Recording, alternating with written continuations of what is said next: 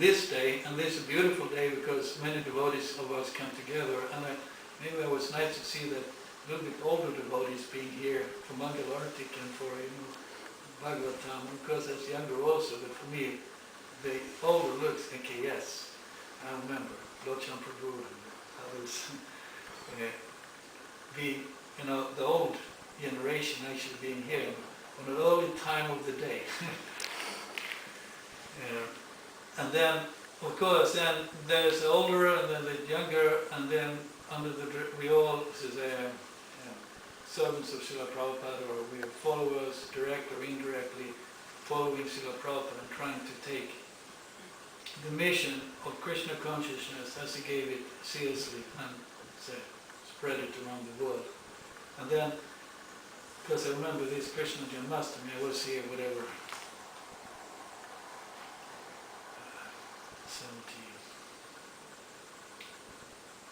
86 maybe.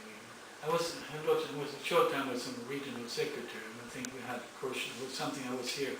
And we were going to have Janmastami, and Hare Krishna, I think he gave some good advice, but I didn't follow it. Because I made this, we said Janmastami, we managed to get the tent together, and there was this and that and things, and then it rained all the time. But his advice was quite nice. He meant that the Janmastami was a kind of more a sweet, internal celebration, a time for internal celebration, where the devotee came together and chanted, and at the end of the night taking prasadam. But it was like a nice, sweet mood he described. We were going to make it big. But actually it would have been better for economy and everything if you would have kept it small scale. So whether it becomes big or small, well, and one can have it as a preaching. Well, the preaching, I would say, is that the devotees, those who are serious, somewhat serious in understanding, coming together and having an opportunity to hear about Krishna and chant about Krishna and whatever, participate in various functions where we try to please Krishna in various ways. Okay, so in that way, so here today we feel maybe in some way different functions, but then the point is like the different functions, but then it's like the organs in the body, not competing but cooperating to making a beautiful festival, so to say. That's my hope for today. Maybe there's some question. So when we say Gokula Vrindavan, does that means both places, or how far apart are they, and what time is it? Well, actually, you say, I think you say lokaṁ Vrindavan. Yeah, in the spiritual world, and here we speak about Gokula Vrindavan. Do we speak about Gokula Vrindavan? Gokula Vrindavan? I think we speak about Goloka Vrindavan, as being the planet of the cows and the Vrindavan. And Gokula, I don't think we say Gokula. We say either Gokula or Vrindavan, as far as I'm concerned. I get it that way. How far apart are they?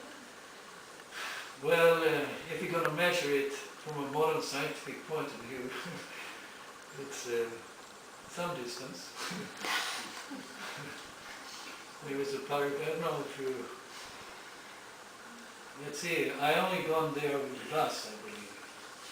So then you have to make a long ride. At that time, at least the bus had to go around down to Mathura and then over the bridge and back. Because it's on the other side of Yamuna, and it's further downstream. If I remember correct, yes, further downstream. So it's maybe not so far, but it's some distance. 12 kilometers. Yeah, Srinivas Prabhu says it's 12 kilometers. Okay. From Mathura to Gokula. To Gokula. Yeah, on other side. Okay, it's 12 kilometers.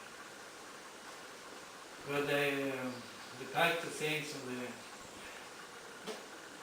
well, there's a warning. We shouldn't try to understand the transcendental realm in a mundane way. It's how is this possible? You can start to measure all kinds of things with modern devices, but actually that's not the point. To prove it happens. Well, he's still like an infant, I think.